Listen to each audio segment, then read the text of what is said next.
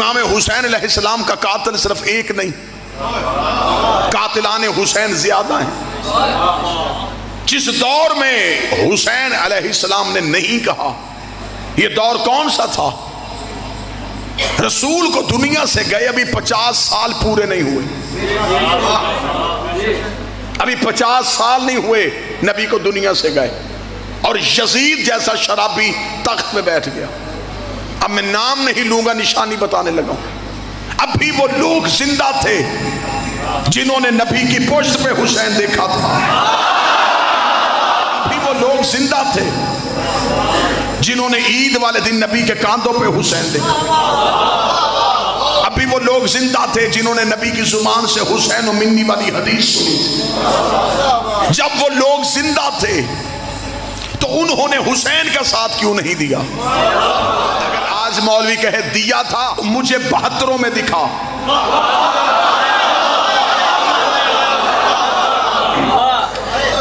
अगर वो 72 में नहीं तो इसका मतलब वो लाखों में है, तो इसका मतलब उन्होंने बैत कर ली थी, वोट दे दिया था यजीद को।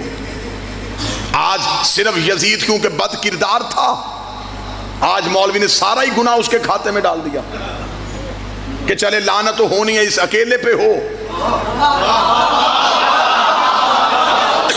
अकेले से कत्ले हुसैन का एतराफ करवाया गया। यजीद अकेला मुलव्वस नहीं, यजीद आजाद उम्मीदवार नहीं था, पार्टी के टिकट पे था। आप हमें बताएं कि यजीद की पार्टी कौन सी थी? आज जो भी उठता है वो कहता जी मैं भी तो शीयों के साथ हूं, हुसैन सही थे, यजीद गलत था।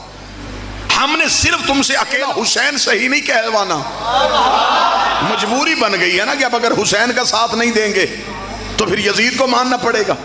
लिहाजा हुसैन की मोहब्बत में हुसैन के लिए नहीं आए, यजीद से बचने के लिए हुसैन के पीछे आ गए। कि हम भी कहते हैं कि हम हुसैन के साथ हैं, हुसैन सही कहने के लिए कई गलत कहने पड़ते हैं।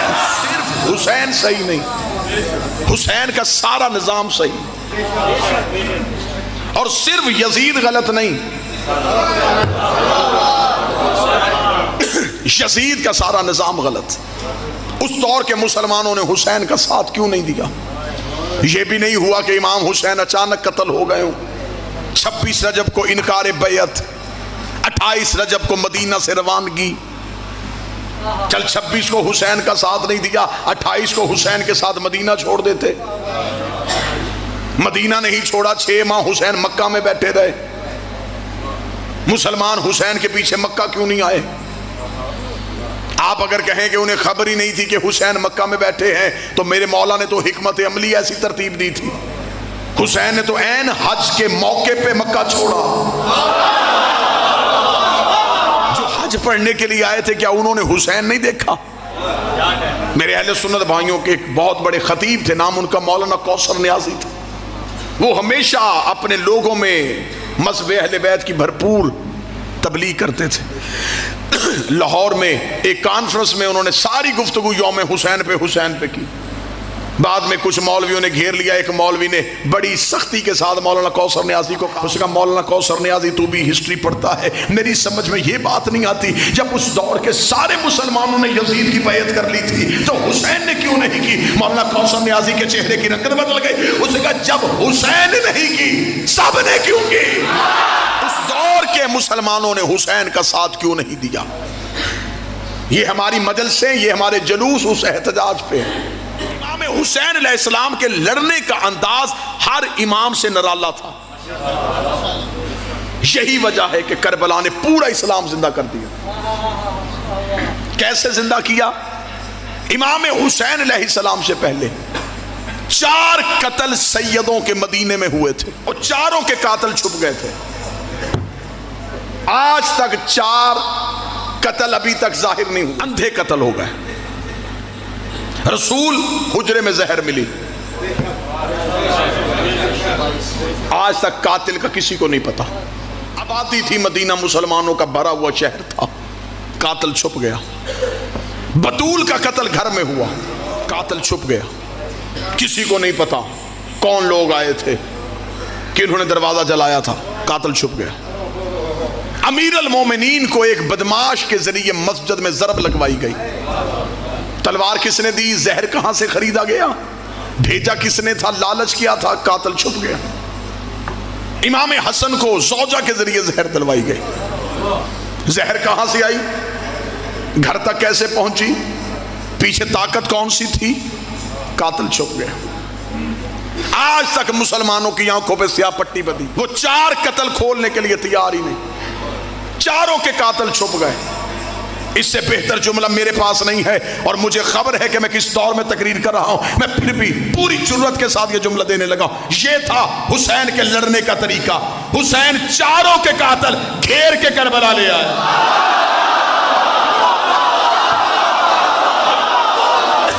और क्या कहने हुसैन तेरे लड़ने के अंदाज के। हुसैन ने जंग किसी भी शहर में नहीं की। हुसैन ने हथेली जैसा सहरा खरीदा, अपने पैसों से खरीदा, जिसमें ना कोई बूटी, ना कोई झाड़ी, ना कोई घास, ना कोई दरख्त। हुसैन ने एक भी कातिल झाड़ी के पीछे भी छुपने नहीं दिया। हुसैन मक्का नहीं रुके, ना हुसैन पहाड़ों में लड़े, ना शहर में। हुसैन यूं हथेली जैसा सहरा खरीदा। लोग समझते थे कि ये हुसैन को घेर के ला रहे हैं, जबकि हुसैन इन्हें घेर के करबला ले आए। हुसैन ने यूं आंखों के सामने खड़े किए। 7 दिन तक हुसैन ने वहां खड़े रखे।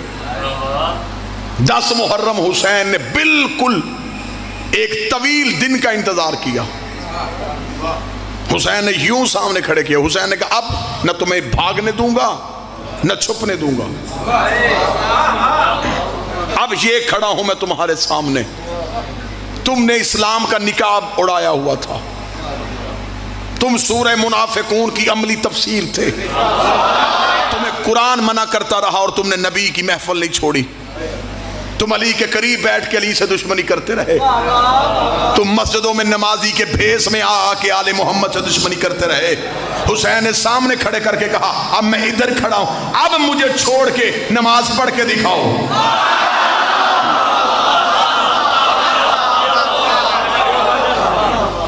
9 लाख में अजान भी थी, नमाज भी थी, ला इलाहा इल्लल्लाह मुहम्मद रसूलुल्लाह का इकरार भी था, लेकिन हुसैन नहीं थे। आज कोई भी उन 9 लाख का इस्लाम मानने को तैयार ही नहीं।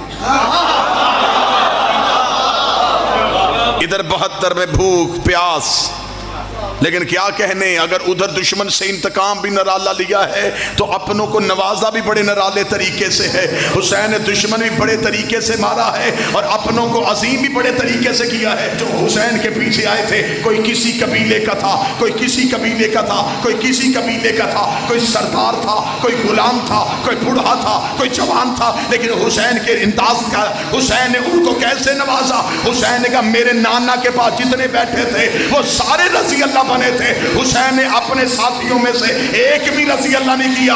और भी अलैहिस्सलाम, सुहैर भी अलैहिस्सलाम, सुहैद भी